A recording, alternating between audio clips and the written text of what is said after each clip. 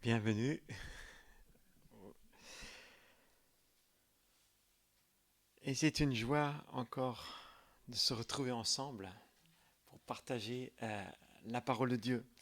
Alors, la semaine dernière, je vous ai parlé de guérison et j'ai dit que pendant plusieurs semaines, je vais parler de la guérison parce que c'est quelque chose qui est important. La semaine dernière, nous avons vu que la guérison était pourvue à la croix. À la croix, c'est vrai, on parle souvent que le sang qui a coulé à la croix nous pardonne de nos péchés. Mais on oublie aussi de dire qu'à la croix, que c'est par ces meurtrissures que nous sommes guéris. Donc la croix a une puissance. Et le salut, comme je disais la semaine dernière, le salut comprend le salut de notre âme, le pardon de nos péchés, mais aussi notre guérison. Mais cette semaine, je vais vous parler plutôt ce matin de la guérison et de ses obstacles, parce qu'il y a aussi des obstacles. Et on va voir ensemble un petit peu quelques points par rapport à cela. Est-ce que vous connaissez Ari Vatanen? Est-ce que ça vous dit quelque chose, ce nom? Oui, hein? C'est un, un pilote, oui, de rallye. Hein, vous vous souvenez, dans les années 80, Ari Vatanen qui a gagné des grands rallyes, notamment plusieurs fois le Paris-Dakar. Et en 1985, justement en Argentine, il a eu un grave accident.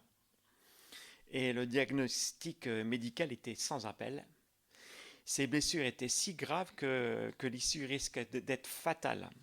Et en fait, s'il réchappe des conséquences, le médecin a déclaré à sa femme qui s'appelle Rita qu'il concevrait la faculté d'un enfant de 3 ans. Et ça jusqu'à la fin de ses jours. Donc le médecin il a dit on a tout essayé et on ne peut plus rien faire. Alors sa femme de Harry Vatanen, Rita, elle dit bah il n'y a plus que le médecin d'en haut pour nous venir en aide. Donc elle demanda à un pasteur luthérien, qui était un ami de la famille, de venir à l'hôpital et tous deux, ils ont prié au chevet du blessé. Mais ni les médecins et ni Rita n'a pu expliquer ce qui se passa ensuite.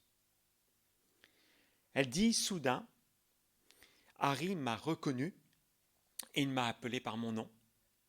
Et quelques minutes plus tard, il bavardait en souriant. Et plusieurs mois après, on peut dire le miraculé, il confiait, c'est très agréable de gagner des rallyes, mais ce n'est pas tout. Et maintenant, je sais qu'il existe autre chose. Et la presse rapportait qu'entre deux étapes de la course de Paris-Dakar, Harry Vatanen passait du temps à lire la Bible. Alors une question, est-ce que Dieu guérit toujours? Est-ce qu'il le fait encore aujourd'hui? Ou est-ce que, je dirais, la maladie ou les accidents, c'est notre croix, c'est notre fardeau? Est-ce qu'on doit supporter ça? Je vais prendre un exemple de la parole de Dieu. On va lire plusieurs passages de la Bible, mais si on prend l'exemple de Paul, dans 2 Corinthiens chapitre 12, 2 Corinthiens chapitre 12, le verset 9, je vais vous lire ce verset. 2 Corinthiens chapitre 12, verset 9. 3 fois, c'est Paul qui dit ça, 3 fois j'ai prié le Seigneur de l'éloigner de moi, et il m'a dit, ma grâce te suffit, car ma puissance s'accomplit dans la faiblesse. Je me glorifierai donc bien plus volontiers de mes faiblesses, afin que la puissance de Christ repose sur moi. C'est un petit peu surprenant. On sait que Paul avait un problème comme il appelle une écharpe dans la chair, et on pense bien que c'était une maladie. Et c'est bon de se poser des questions. Pourquoi? Parce qu'à chaque question, cela demande une réponse. Alors quand la question est si Dieu guérit encore aujourd'hui, cela mérite d'être posé. Si oui, si Dieu guérit, pourquoi est-ce qu'il ne guérit pas toujours? Et pourquoi est-ce que les guérisons se font rares aujourd'hui? C'est vrai que quand on regarde un petit peu l'histoire de l'Église en France, dans les années, j'irais 30, peut-être, où il y a eu un grand réveil, il y avait énormément de guérisons. Les gens, Samuel n'est pas là pour nous le confirmer, mais il disait que du côté de Rouen, les gens faisaient la queue pour venir à l'église. Il y avait 2 réunions, une le matin, une l'après-midi. Les gens emmenaient leur pique-nique, ils restaient assis à la salle pour être sûrs d'avoir encore de la place l'après-midi. Et il y avait des guérisons en masse. Mais aujourd'hui, c'est étrange, j'allais dire. On ne voit plus tellement ça. Pourquoi? Pourtant, on a prié et il ne se passe rien. Pourtant, la Bible nous enseigne la guérison. Elle nous enseigne aussi qu'il y a une réponse à la prière. Et on a vu aussi la semaine dernière que tout était pourvu à la croix. Et parfois, on a l'impression que Dieu ne nous entend pas ou bien qu'il ne répond pas. Pourquoi? Dans le cas de Paul, on voit que Dieu lui a répondu. C'était un non. Imaginez un petit peu le grand apôtre Paul. Ce même apôtre qui lui imposait les mains aux malades et les malades étaient guéris. Même on imposait des linges sur lui où il touchait des linges, des mouchoirs ou des linges, et ces mêmes linges, on les posait sur les malades et les malades étaient guéris. On voit ça dans Actes chapitre 19, le verset 12. Je vous le lis, le verset. Au point qu'on appliquait sur les malades les linges ou les mouchoirs qui avaient touché son corps de Paul, et les maladies les quittaient, et les esprits malins sortaient. C'est étrange. Il avait manifestement, le don de guérison. Et lui-même, il n'était pas guéri. Ça me fait penser, il est auprès du Seigneur maintenant parce que cet homme-là, il a été emporté par le Covid au début de l'année, mais je veux parler de Jacques Houle, le pasteur Jacques Houle, pour ceux qui vous l'avez connu. C'est un Québécois. Et la première fois qu'il était venu en France, je me souviens, c'était à Châtellerault, à une convention. Et il disait qu'effectivement, il priait pour les gens, et les gens étaient guéris, alors que lui-même, il était malade. Et puis, ça l'énervait, il disait, Seigneur, pourquoi est-ce que tu permets cela? Pourquoi est-ce que moi, je ne suis pas guéri? Et le Seigneur lui avait dit, c'est pour que les gens sachent que ce n'est pas toi le guérisseur, mais que c'est moi qui guéris. C'était un petit peu sévère comme réponse, mais voilà, parce que ça ne veut pas dire qu'il y a combien de ministères, de pasteurs qui avaient un ministère de guérison et qui sont morts d'un cancer. Pourquoi Dieu dit, t'es pas juste? Pourquoi tu fais cela? On n'a pas une réponse à toutes les questions, c'est vrai. Mais pour Paul, il n'a pas eu de guérison, mais il a eu une réponse. Et sa réponse, c'était qu'il n'était pas guéri. Alors, c'était quoi la maladie de Paul? On peut penser qu'il avait un problème avec les yeux. Alors oui, on peut se poser des questions. Est-ce qu'il y a des obstacles à la guérison? Pas pour Paul, puisqu'il avait une réponse. Mais il y a effectivement plusieurs obstacles. Alors on va voir 10 points très rapidement ensemble, mais 10 obstacles, mais il y en a peut-être d'autres, mais j'en ai noté 10. Et le premier, naturellement, qui est je pense, le plus grand, c'est le péché. Dans l'épître de Jacques, chapitre 5, le verset 16, nous dit ceci. Confessez donc vos péchés les uns aux autres et priez les uns pour les autres afin que vous soyez guéris. La prière agissante du juste a une grande efficacité. Alors attention, cela ne veut pas dire que c'est toujours le cas. Si on regarde l'histoire de Job, dans la Bible. Job, c'est une histoire qui se trouve juste avant les psaumes. Quand on lit son histoire, on a du mal à comprendre ce qui lui arrive. Enfin, on le sait parce que Dieu le décrit. Mais lui-même se posait des questions et encore ses amis se posaient des questions.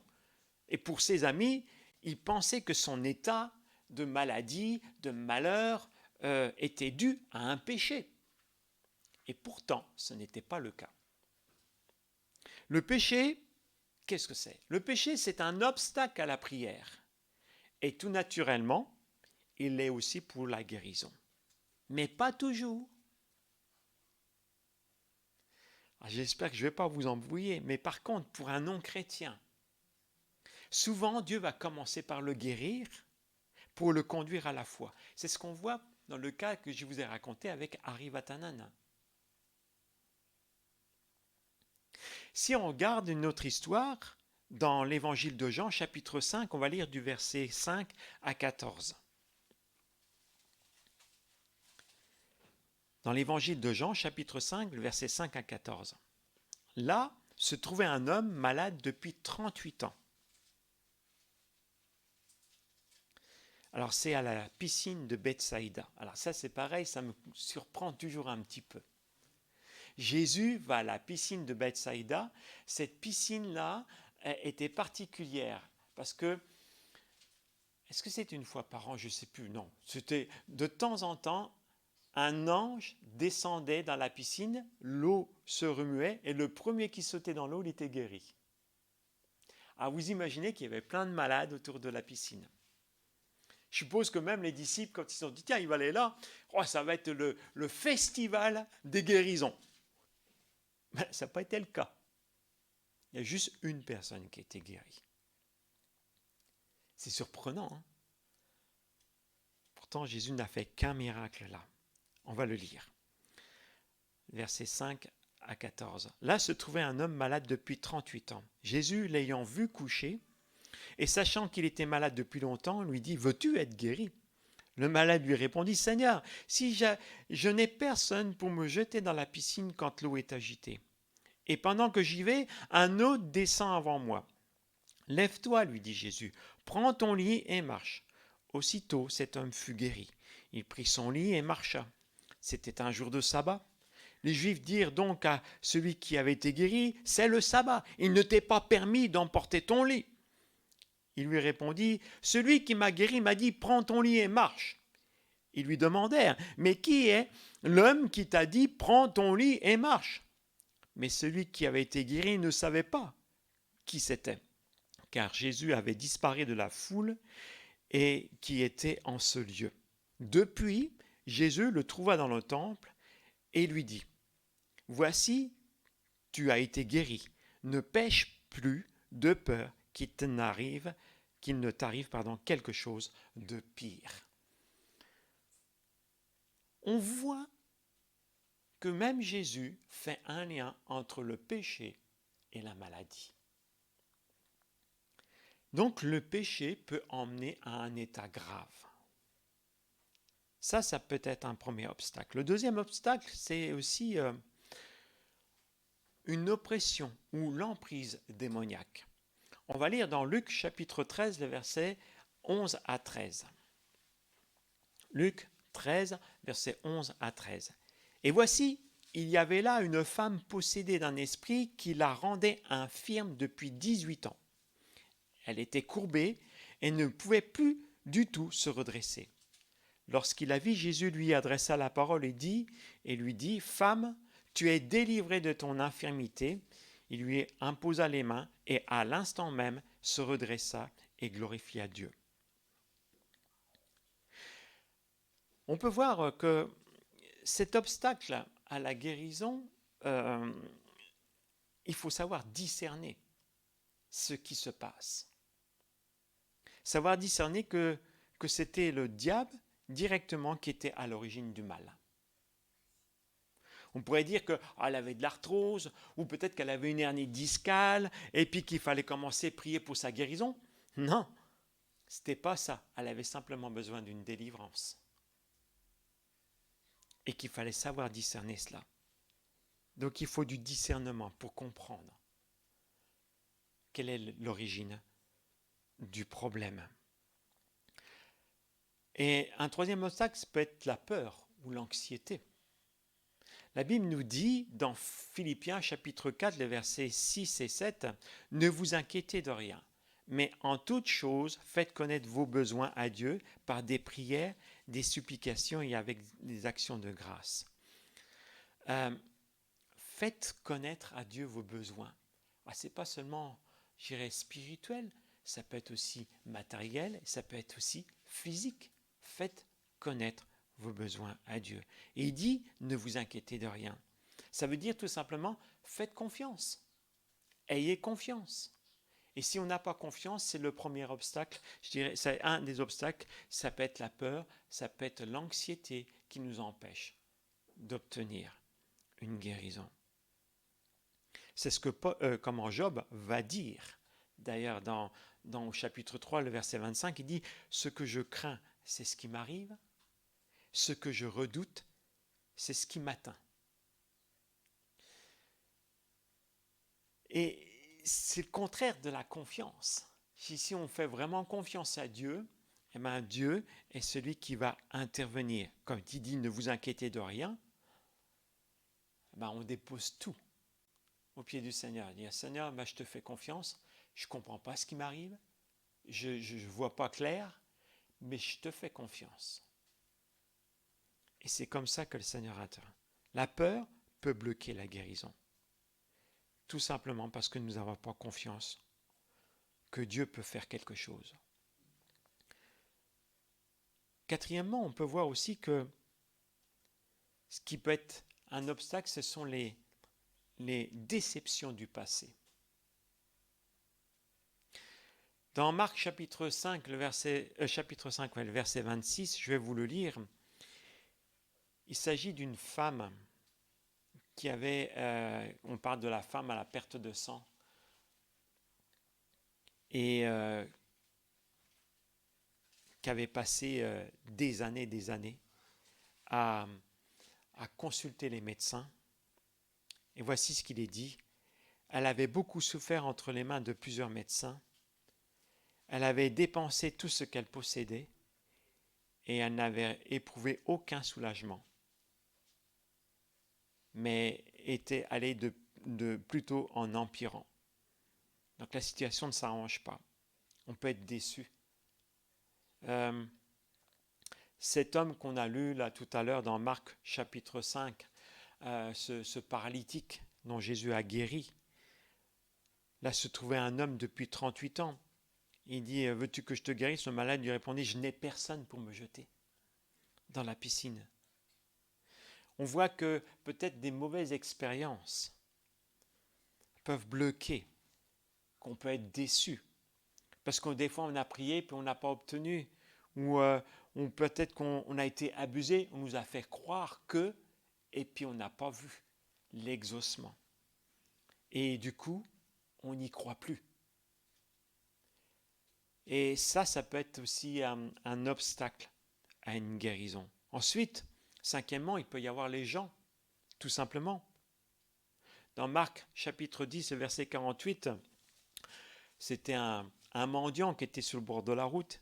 Plusieurs le reprenaient pour le faire taire, mais il criait beaucoup plus fort, « Fils de David !» Il interpelle Jésus, « Fils de David, aie pitié de moi !» Et les gens vont dire, « Mais tais-toi, tais-toi ! Mais qu'est-ce que tu espères encore? Est-ce que tu crois encore ?» Et c'est ce qu'on appelle ces gens-là qui ont un ministère de découragement. Au lieu d'encourager les gens, on va les décourager.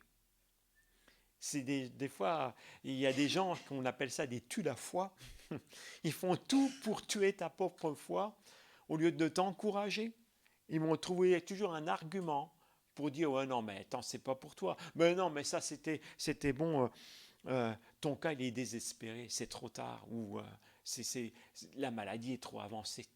Ou etc. On peut sortir toutes sortes de choses qui fait que les gens empêchent, la foi de se développer. Il y a aussi un autre critère qui est aussi un enseignement qui n'est pas biblique. Dans Marc chapitre 3, versets 1 à 5, on voit que Jésus entra à nouveau dans la synagogue. Il s'y trouvait un homme qui avait la main sèche. Ils observèrent Jésus pour voir si il guérirait le jour du sabbat. Oui, parce que ça, c'était tout un débat avec les pharisiens et les sadducéens à dire le sabbat, on ne fait rien. Et c'était tout simplement pour pouvoir l'accuser.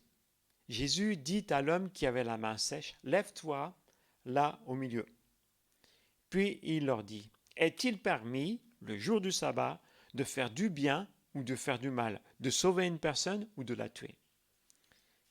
Mais tout le monde gardèrent le silence. Alors, promenant ses regards sur eux avec indignation et en même temps affligé de l'endurcissement de leur cœur, il dit à l'homme, « Étends ta main. » Il l'étendit et sa main fut guérie. Vous savez, ces pharisiens, ils étaient bornés. Ils disent non, le jour du sabbat, les lois nous interdisent de faire ci, de faire ça, donc c'est pas possible qu'il y ait quelque chose. Des fois, les gens peuvent dire, ouais, mais Dieu guérit de telle manière et pas autrement.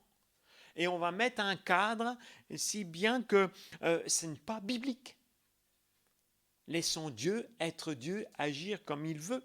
Ça me fait penser justement à une... Je n'ai pas relevé ce passage-là, mais une fois que Jésus va guérir, va prier pour et imposer les mains à un aveugle. Il lui impose les mains à l'aveugle, et puis il lui dit, qu'est-ce que tu vois? Alors il commence à voir, il dit, je vois des hommes, mais c'est comme des arbres, c'est pas... Et il est obligé de prier une deuxième fois. C'est bizarre. Jésus est obligé de prier 2 fois pour la guérison, alors qu'avant, il dit un mot, et il impose les mains. Et là, il est obligé de prier 2 fois. Est-ce qu'il n'avait pas la foi? Non, Jésus avait la foi. Mais tout simplement pour dire que Jésus, ou Dieu, intervient tantôt d'une manière, tantôt d'une autre. Il fait comme... et il n'y a pas de règle, si ce n'est que croire en lui et croire en son action. Et nous ne soyons pas comme ces pharisiens qui étaient bornés et dire non, c'est comme ça que ça doit se passer. On va dire ouais, mais les guérisons c'était bon dans le temps, c'était bon pour l'église, c'était bon pour le réveil, c'était bon pour l'église primitive, la première église. Et puis aujourd'hui, c'est ta croix, tu dois le subir, tu dois vivre avec ça, etc. Est-ce que c'est ce que la Bible dit? Non. Il y a aussi un 7e point, ça peut être les anciens. Quand on parle des anciens, c'est des anciens, pas les personnes âgées, mais on parle des anciens, des personnes responsables dans les églises, qui manquent à leur devoir et qui vont ignorer la prière de la foi. Dans Jacques chapitre 5, 14 à 16, on voit quelqu'un parmi vous est-il malade, qu'il appelle les anciens de l'Église, et que les anciens prient pour lui en loignant d'huile au nom du Seigneur. La prière de la foi sauvera le malade, et le Seigneur le relèvera. Et s'il a commis des péchés, il lui sera pardonné. Confessez donc vos péchés les uns les autres, et priez les uns pour les autres, afin que vous soyez guéris. Il dit, la prière agissante du juste a une grande efficacité. Voilà que peut-être que parfois on peut oublier cela. Et si les apôtres nous ont laissé ces quelques enseignements, il faut peut-être les suivre aussi. Et si les anciens ne font pas cela, ils manquent à leur devoir, ça peut être un obstacle à une guérison. En 8e, on peut voir aussi l'incapacité de l'Église à chercher le don des miracles, ou à obtenir le don des miracles, le don de guérison. Parce qu'on se dit, c'est plus... ou parfois on a tellement demandé et on s'est découragé, et puis qu'on a abandonné la quête des dons spirituels. Mais parfois, et puis qu'on voudrait, et puis on a prié, et puis bon, il ne s'est rien passé, alors du coup on s'est dit, c'est pas pour nous. Et puis qu'on a abandonné cela. Pourtant, Quand on lit le livre des Actes, au chapitre 4, les versets 29 et 30, et on voit cela, on dit, et maintenant, Seigneur, vois leurs menaces. C'était des disciples, ils étaient menacés par ce qui se passe autour d'eux, parce qu'il y avait des persécutions. Et donne à tes serviteurs d'annoncer ta parole avec une pleine assurance, en étendant ta main pour qu'il se fasse des guérisons, des miracles et des prodiges par le nom de ton saint serviteur Jésus. Est-ce que l'Église a perdu, je dirais, cette motivation? Et ça peut être un obstacle. En neuvièmement, l'incrédulité. Qu'est-ce que c'est que l'incrédulité? C'est un manque de foi, c'est-à-dire je ne crois pas. Jésus, pourtant, c'est Jésus. Quand on lit les évangiles, on voit qu'il a fait beaucoup de miracles. Mais là, dans Marc chapitre 6, versets 3 à 6, il arrive, il dit, et les gens disent, n'est-ce pas le fils le charpentier, là, le fils de Marie? Les frères, le frère de Jacques, de Jos, de Jude et de Simon, et ses sœurs ne sont-elles pas parmi nous? Et il était pour eux une occasion de chute. Mais Jésus leur dit, un prophète n'est méprisé que dans sa patrie, parmi ses parents et dans sa maison. Il ne peut faire là aucun miracle, si ce n'est qu'il n'ait imposé les mains à quelques malades et les guérit. Il s'étonnait de leur incrédulité. Jésus parcourait les villages d'alentour en enseignant. On voit que les gens, parce qu'ils reconnaissent et ils n'ont pas cru en Jésus, que Jésus n'a rien pu faire. Le manque de foi, l'incrédulité, c'est le manque de foi. Ça a empêché même Jésus de faire des miracles. L'honneur, ils n'ont pas su honorer Jésus. Jésus n'était pas honoré en tant que Messie. Il n'était pas été accepté en tant que Messie et ça l'a empêché de faire des miracles et des guérisons. Si ce n'est que quelques guérisons. Un dixième point, et je terminerai avec ça, mais on pourrait peut-être en rajouter d'autres, mais un comportement égocentrique. C'est-à-dire déjà penser qu'à soi.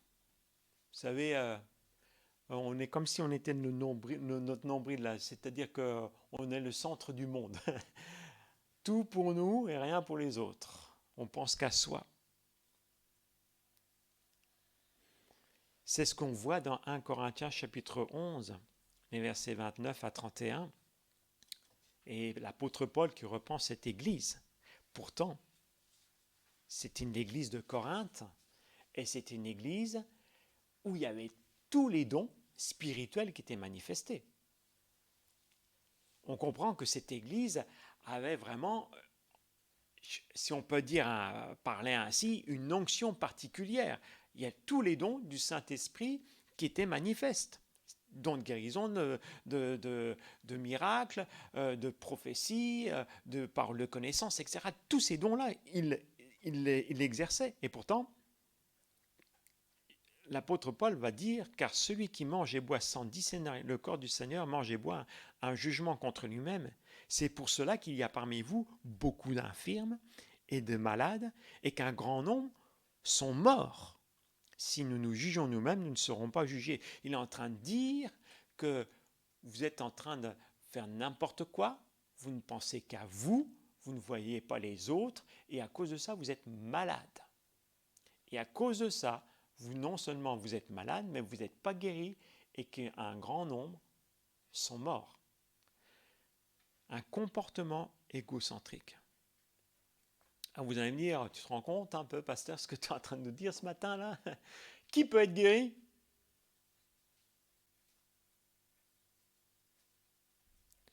Après tout ce que tu viens de dire, qui peut encore espérer la guérison? Je vais vous dire tout simplement une vérité.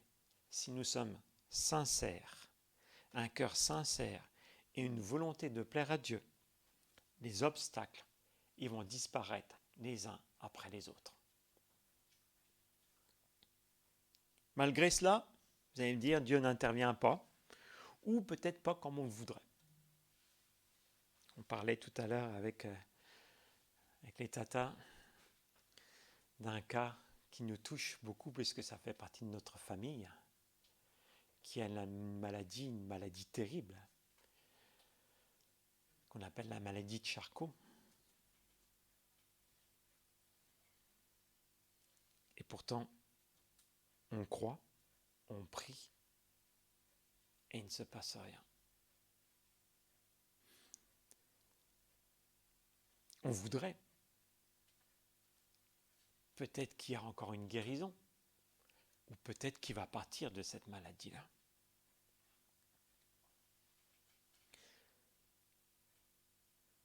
On ne comprend pas. Et si on lit l'exemple de Paul, on voit dans Galates chapitre 4, versets 13 à 15, il nous dit ceci: vous ne m'avez fait aucun tort, vous savez que ce fut à cause d'une infirmité de la chair, il parle de son infirmité, que je vous ai annoncé pour la première fois l'évangile.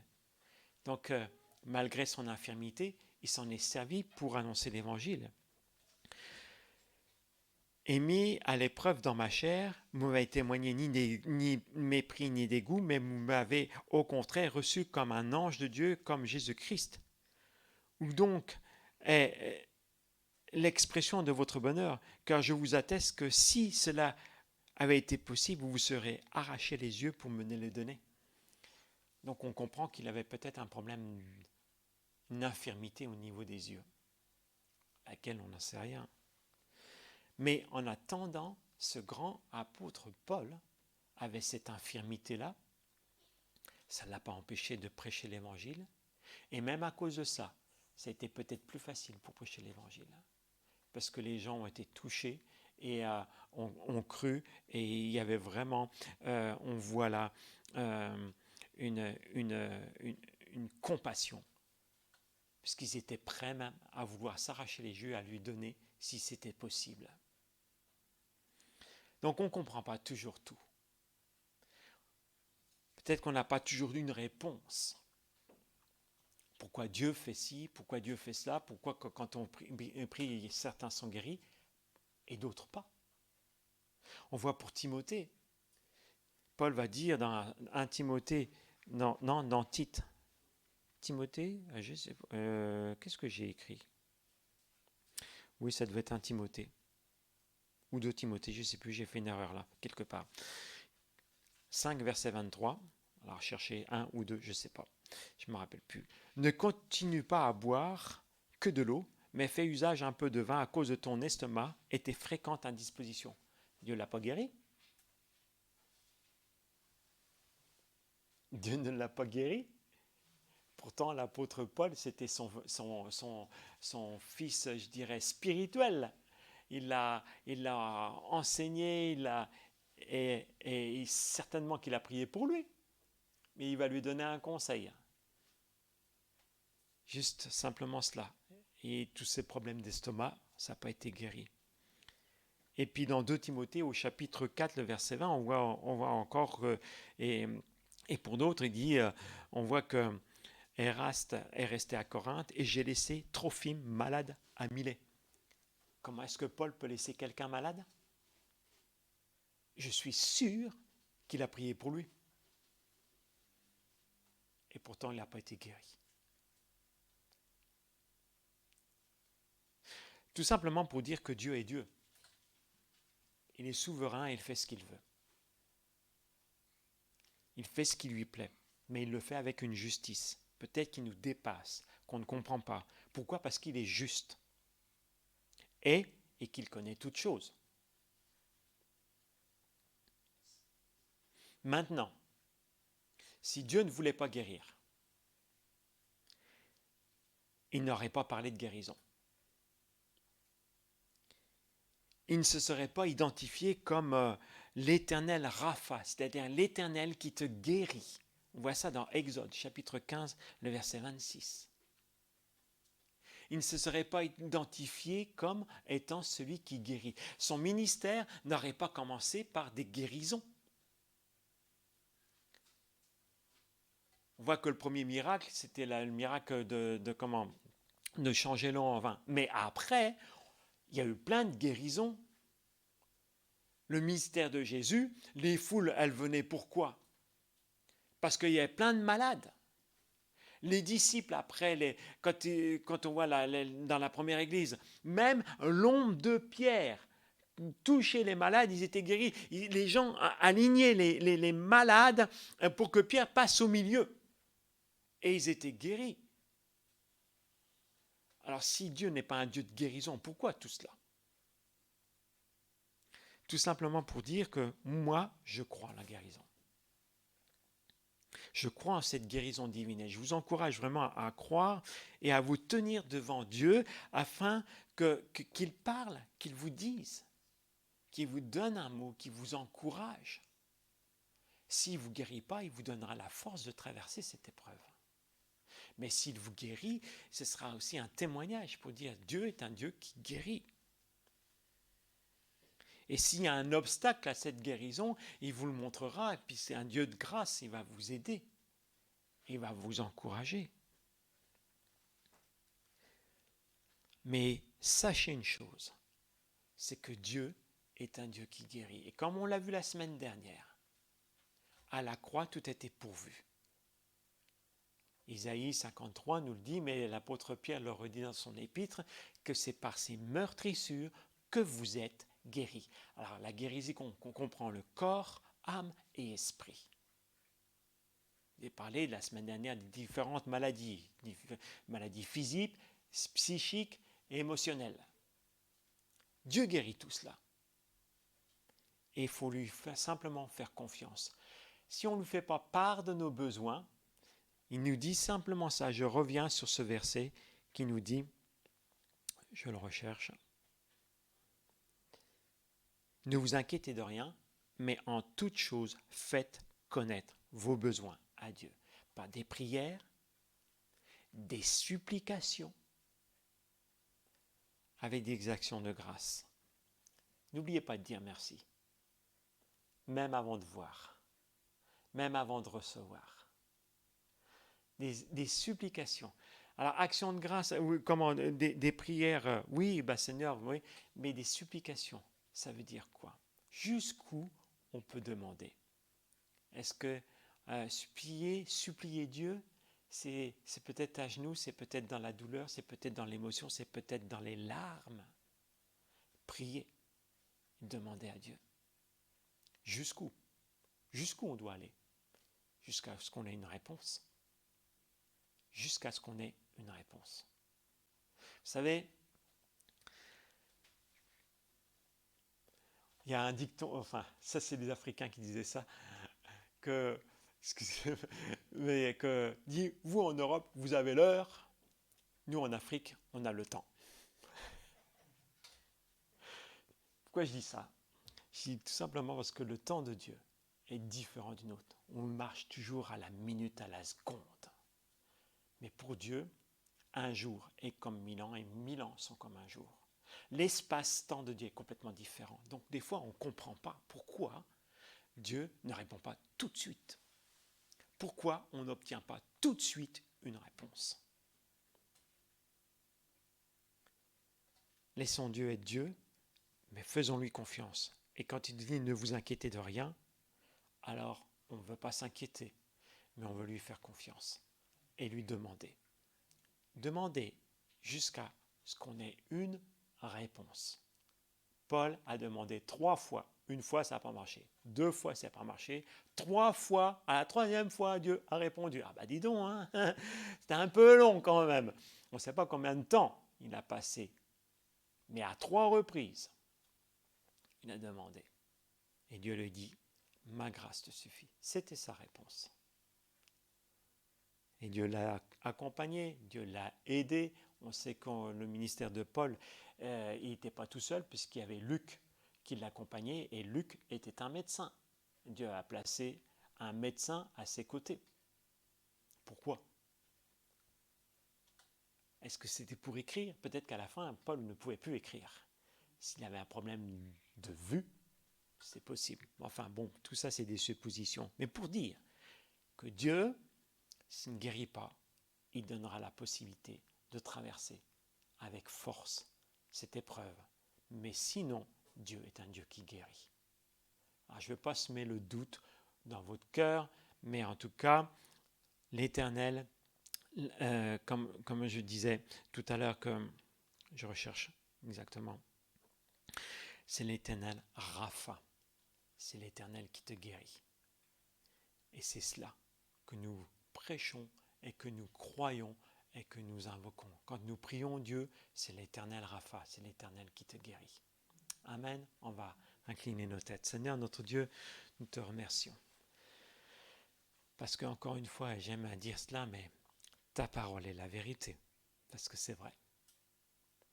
Seigneur, on ne veut pas s'appuyer sur ce que nous voyons, on ne veut pas s'appuyer sur des expériences, on ne veut pas s'appuyer sur les dires, mais on veut simplement s'appuyer sur ta parole, qui est cette vérité, sur laquelle on peut s'appuyer, Seigneur, et avoir confiance que ce que tu dis, tu l'accomplis. Nous croyons, Seigneur, en toi, et je crois que tu es l'Éternel Rapha, que tu es le Dieu qui guérit. Tu l'as montré à maintes et à maintes reprises. Et plusieurs d'entre nous ont vécu certaines guérisons. Seigneur, alors nous croyons que tu es celui qui apporte encore ta grâce et ta guérison sur chacun qui sont malades aujourd'hui. Seigneur, que nous connaissons, Seigneur, et que nous nous remettons entre tes mains pour que tu interviennes. S'il te plaît, Seigneur, pour chaque cas, pour chaque situation, interviens. Seigneur, parce que tu es le Dieu qui a qu'un mot à dire pour que cela se réalise. Tu as la puissance, tu as l'autorité, tu es Dieu, tu es le Seigneur des Seigneurs, tu es au-dessus de tout. Seigneur, tu nous dis si nous ne recevons pas parce que nous ne te demandons pas. Seigneur, nous te demandons simplement dans le nom de Jésus d'intervenir pour nos bien-aimés qui sont malades et de les guérir, de les sortir de leur maladie. C'est vrai, Seigneur, on va être comme Job aussi, tu donnes et tu reprends. Parfois tu donnes et parfois tu reprends. Seigneur, mais que le nom du Seigneur soit toujours béni, parce que tu es au-dessus de tout, même si cela dépasse notre compréhension. Seigneur, nous nous soumettons à toi, à ta seigneurie et à ton règne. Et à toi la gloire et la louange. Et c'est au nom de Jésus que nous te prions. Amen.